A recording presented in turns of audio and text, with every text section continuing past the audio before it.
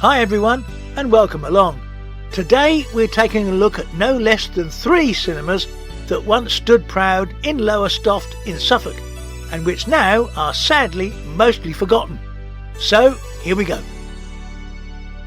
First up is the Grand, situated in London Road South. Now that was originally built as a swimming pool in the late 1800s. It had an ornamental garden adjoining it as well. There was a pipe which led from the swimming pool out the back to the sea, which was directly behind the building, the other side of the promenade, and that was used to draw fresh water for the pool. Here are some images of the interior. 1906. The plate is sharp enough to be able to zoom in to try to identify the swimmers. Now sitting on the slide, I know, is J.P. Jack Taylor, late of 137 London Road South. The features of 3 of the others should be sharp enough to identify them if anyone can. Comments below please. For a short time it was used as a roller skating rink by simply flooring over the pool, probably about 1912. It was back in use as a swimming pool again in 1916. 12 lessons for £1 and a shilling, or if you're old enough to remember, a guinea. By 1920 there was little demand for an indoor swimming pool in the town, and so the grand old swimming pool was remodelled and converted into the new cinema, which opened on the 23rd of August 1920. The rubble from the swimming pool basin remained underneath the new cinema floor. Now it actually seated 1,034 people. Within a month it had been renamed the Grand. There was also a dance hall attached. The projection room was built up on columns at the back of the auditorium, and access was by a dead vertical iron ladder. It continued as a cinema for many years, but apparently the company went into voluntary liquidation in 1953.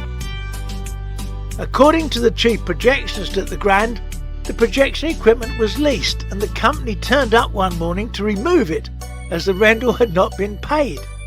But those problems were obviously resolved because in 1955 it was equipped with CinemaScope and a 38-foot wide screen was installed.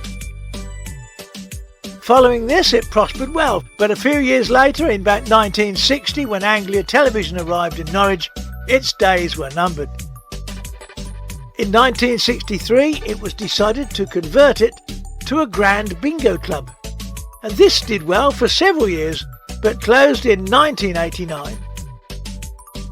Now many people lamented at the building's passing when the doors closed for good in 1990 and the Grand was demolished. The site became the Kirkley Centre, a conference and training venue.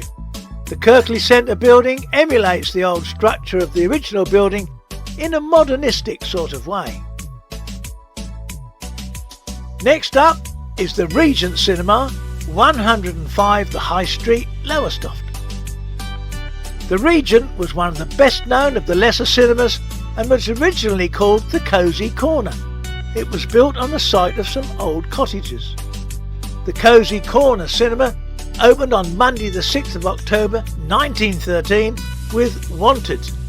The Mayor, Councillor F.T. Dewing, officiated. There were 500 seats across stalls and balcony, and the proscenium was 22 feet wide. The Lowestoft Journal newspaper offered a long article on the opening fully describing the building and its attributes. I'll recall just a few passages for you now.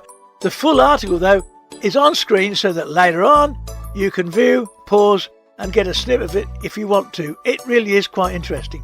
But for now, the balcony is boldly curved and the front has cherubs and scroll work, the colour tones being shaded rose, pale blue and cream.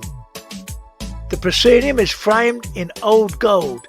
Inside the frame is a proscenium border of green velvet, richly embroidered in gold, and curtains at the side hang in heavy folds of green velvet. At the foot of the proscenium are brass orchestra rails with green curtains to match the other appointments. The projectors were Butcher's Silent Empire, which are fitted with an automatic brake so that in the event of a film breaking, the machine stops and the current and light are immediately cut off. It's interesting to note that it says the operating chamber is lined and roofed with asbestos, and every possible precaution has been taken against danger. Over the entrance hall are stained glass windows in bright colours showing the medieval ships in full sail. Now sadly I could find no images of the interior of this building. The Cosy Corner Cinema Company opened the cinema. By 1916 it had been acquired by Messrs Turner and Howard, and by 1921 just by Mr Ernest Howard. It appears to have closed in early 1925, reopening after decoration and refurbishment on Monday the 30th of July 1925 with the film The Brass Bottle, starring Harry Myers. Francis Bertram was now the proprietor. 2 years later, Miss P.J. Erwick took it over. The Cosy Corner Cinema appears to have closed again in 1929.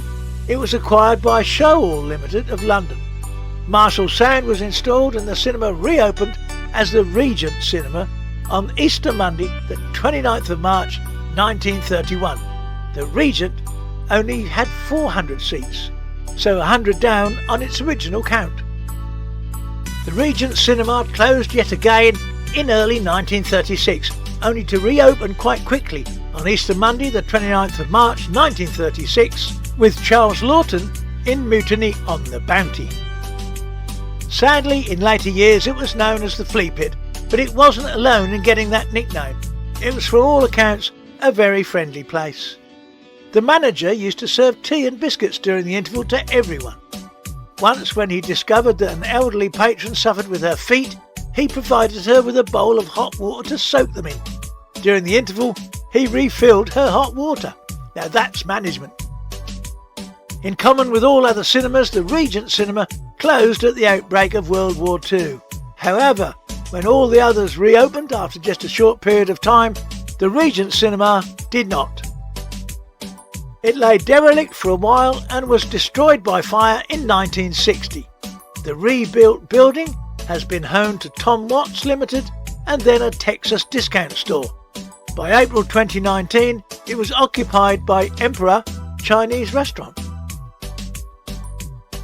Right, finally, let's get underway with the Coronet Cinema at 66 London Road North in Lowestoft.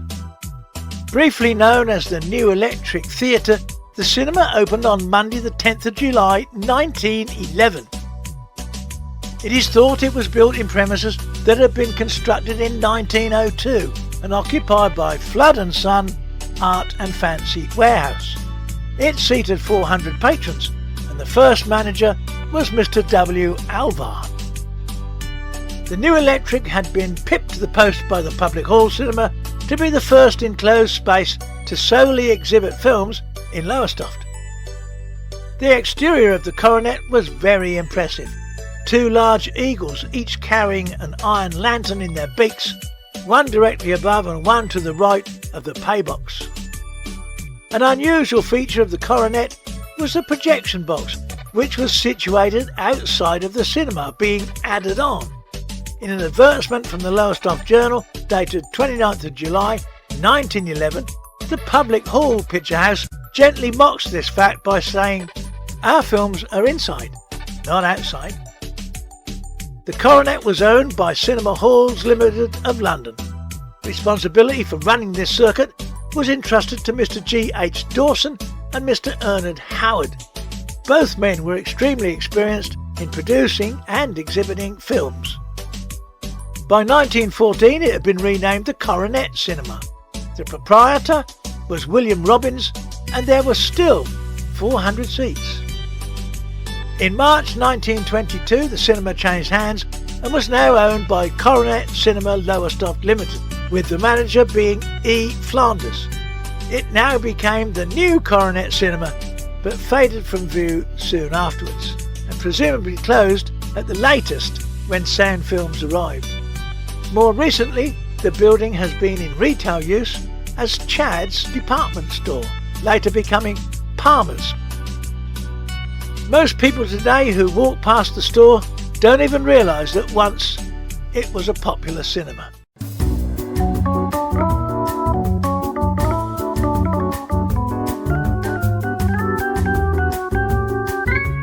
Well, that's it for this one. Next time we're going to have a look at an Odeon, the Odeon in North Watford. So until then, be good to each other, and as usual, I'll see you soon. Ta-da!